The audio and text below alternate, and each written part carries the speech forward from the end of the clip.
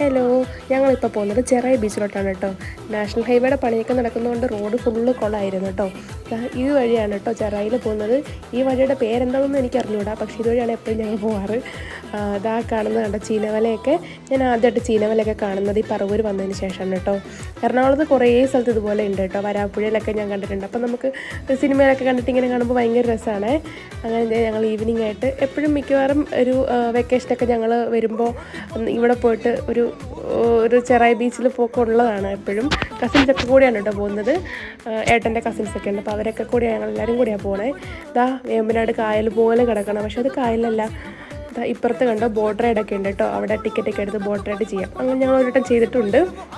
അങ്ങനെ ഞാൻ എല്ലാവരും കൂടെ വന്നു. എൻ്റെ മെയിൻ എയിം എന്ന് പറഞ്ഞാൽ കടലിൽ കുളിക്കുക എന്നുള്ളതാണ്. അങ്ങനെ നേരെ ഞാൻ വന്ന് കടലിൽ ചാടാൻ ചെയ്തത്. നല്ല രസമായിരുന്നു.